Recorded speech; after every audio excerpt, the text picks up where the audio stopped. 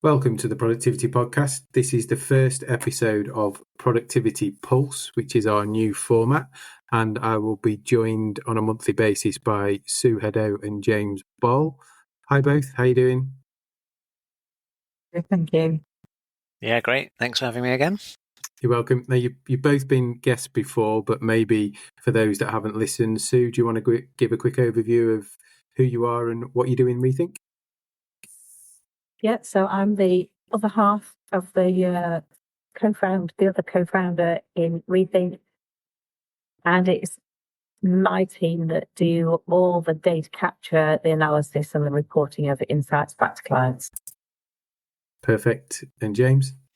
My role within that as head of insight development is thinking about how we can continue to produce great quality insights, because that's kind of at the heart of what we do, but also how that can develop over time and how we can use technology to make it more exciting, more insightful.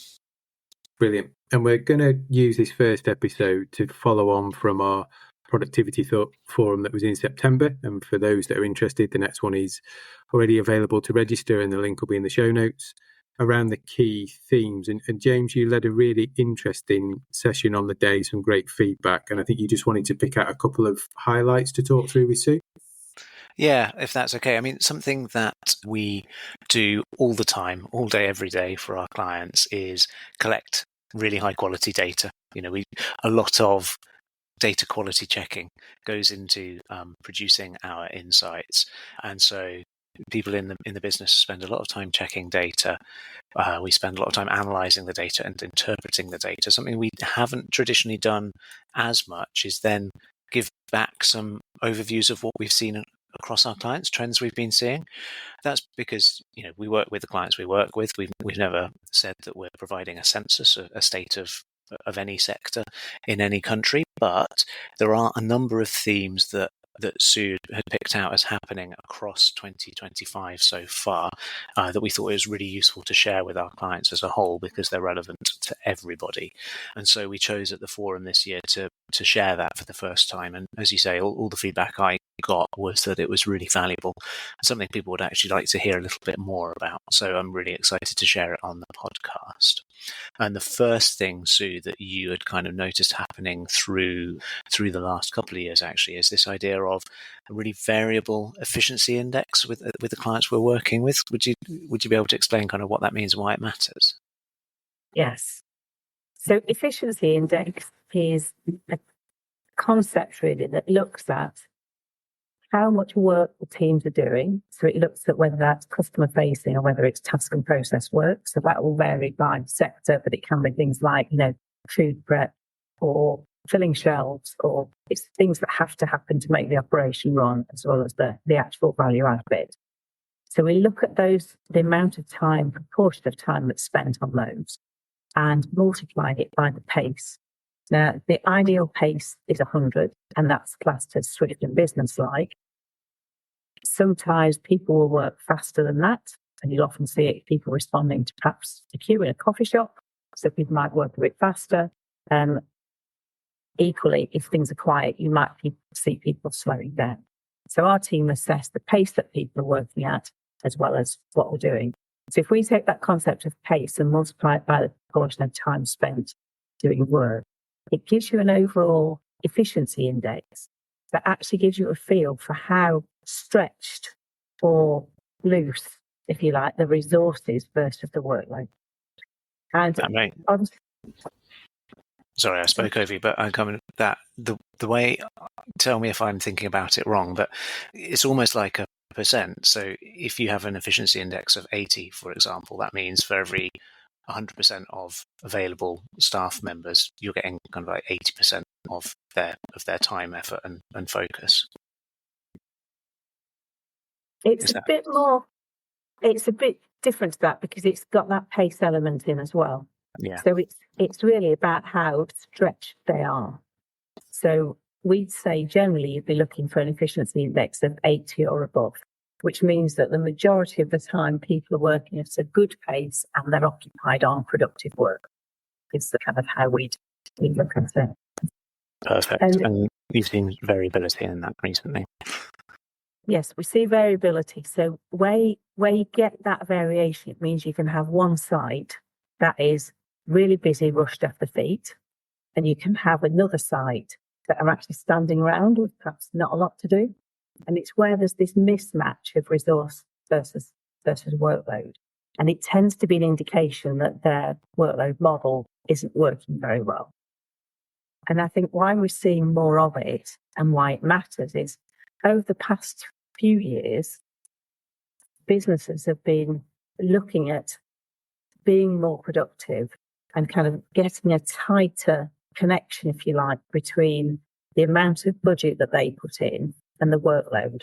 So if I go back to perhaps when I started my career a long time ago, there was generally a lot more slack in the system. People tell you there was more time for chatting and that sort of thing.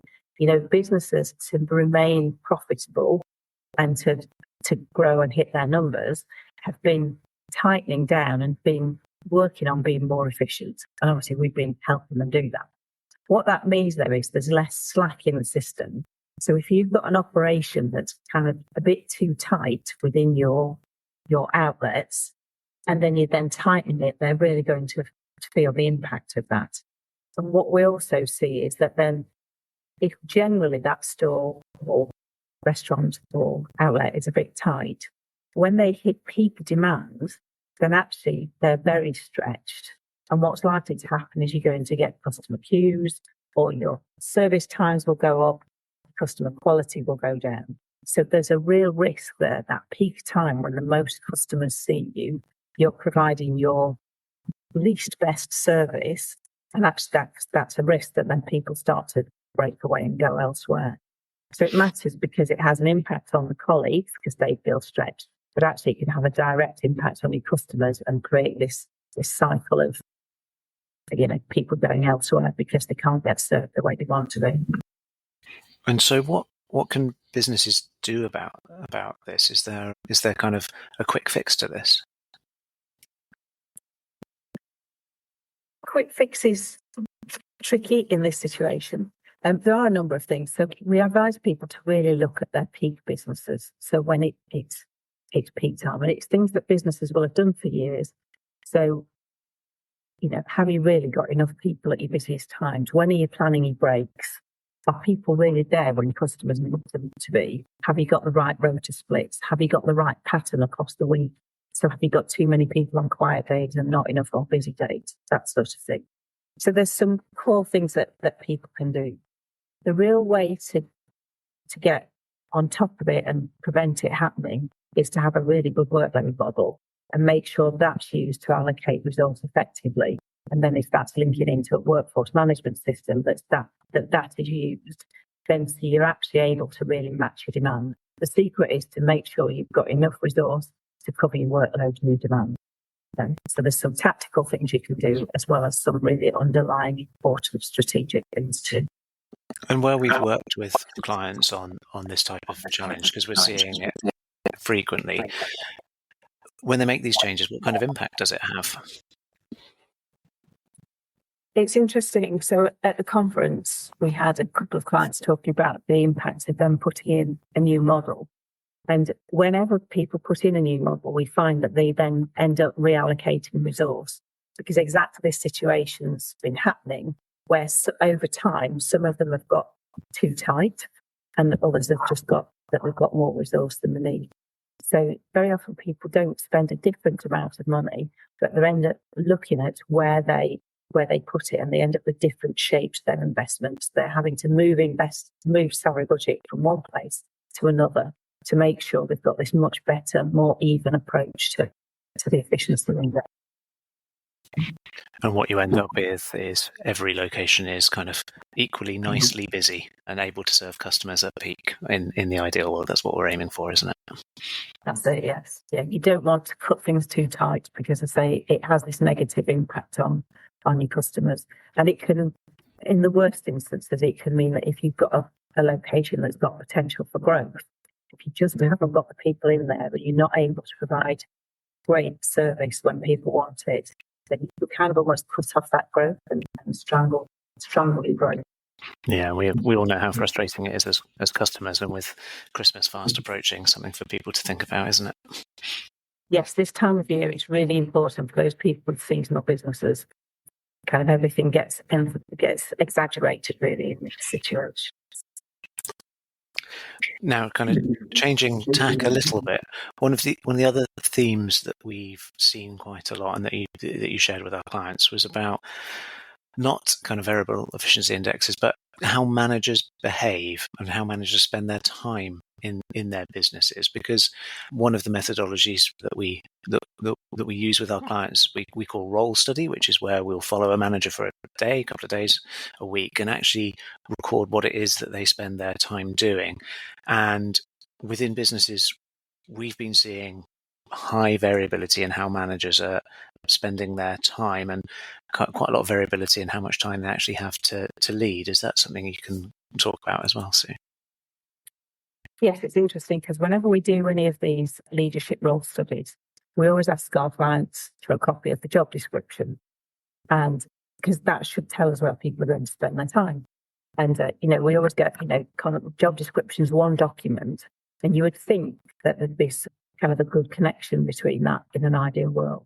And what we find is a lot of variability, and that variability is often driven by the managers putting their own slant on the job. And I'm not saying that they've gone out and purposely changed it. I think what happens is that when a role is clarified and a job description is written, it's all very clear then. But actually, if that job description was written 5 years ago and new people come in and come out, you then perhaps get variability in what area managers or other leaders are asking people to do. And you start to get this difference. And if what your outlets and your managers are there to do is deliver the company strategy ultimately, then you would hope for some better alignment. So we see a lot more of this variability. And generally what we'll recommend people do is, well, you need to clarify the role and go back to people to understand where you want them to spend their time, and often address the things that are stopping them doing what you want them to do. So it's this real drift that happens over time, I think.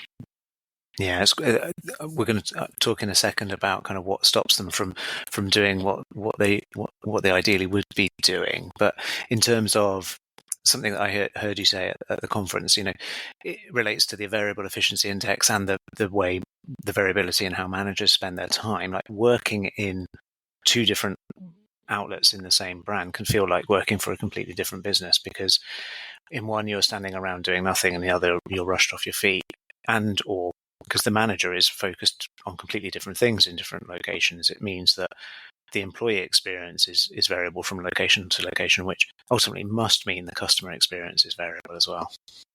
Absolutely. And I would say, really, you should be able to just go out of, one operation and drop into another one, and it should feel the same. And where we've got this variation in what leaders are doing, the variation in efficiency index, they could feel like as different as different businesses. Instead of you being able to just drop in and fit in, it could be one that actually, this just doesn't feel like my home branch at all. And that has huge implications for hiring, for kind of reallocating resource and all kinds of stuff, doesn't it? Yes, it does. And people's experience and development and, all the rest of it. And employee experience is rightly a lot more important than it used to be. And there's lots of tools to help people talk about their employee experience as well. So people are encouraged to share publicly via various sites and things what their experience was. So having a good, consistent employee experience is something that's going to help deliver that more consistent customer experience and strategy delivery as well. That's great. And as you say, it's rare that this is by design, this variability. It's just something that kind of happens over time. People drift. And you talked about needing to understand or working to understand what it is that prevents people from focusing on what the business wants them to focus on or what they should be focused on. And there are a number of things that get in the way of that. I know our analysts trained in industrial engineers are out in businesses making observations all the time that help our clients in terms of, did you know there's variability in how people do this process, or, this could be more efficient. But we've actually introduced a new way of trying to get at some of these barriers recently. And Simon, I don't know if you wanted to come in on that as well. Yeah, so it's an interesting, I call it, 360 approach now, where we're starting to do more interviews with some of the people that we study in those leadership roles. So very structured, very engaged with the client in terms of what they're looking to achieve by doing it, but gives us some really different information that Sue and James have then started to piece together to bring a more holistic view to the story and the insights from the data.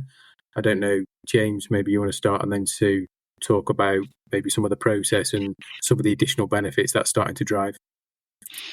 Yeah, I mean, from my point of view, the first 10 years of my career were as a market researcher, thinking about how you ask people questions to understand what's getting in their way or preventing them from being successful. And so bringing some of that experience to bear on structured interviews with managers, like, I think it's fascinating because we have our analysts giving you the external view of what's happening. You have your internal view of what the challenge is from your head office point of view, but actually talking to managers and team members and asking them kind of what they love about their job, what gets in the way of them doing that, what they should be doing, what are ways they could improve the customer experience. Some really targeted questions, and we've been training our analysts to listen actively and ask follow-up questions. Kind of just opens up a whole new area of insight for us. Some real valuable qualitative information that can take our analysis into kind of new levels of insight and add additional value for clients. And from my point of view, kind of somebody who loves data, having all of this qualitative data to play with is really exciting when we've been doing it. Sue, kind of what would you add to that? Yeah, I think it adds that extra dimension of we've obviously have things like the job description, and we'll have, the organisation's view of what a role should be and is doing. We can then observe, and then to hear the words of the people either in those roles or the people that work alongside those roles about what are their challenges, what are their barriers, what are the things that annoy them, what do they absolutely love doing, what do they like best about their job, where can they see opportunity to do things differently.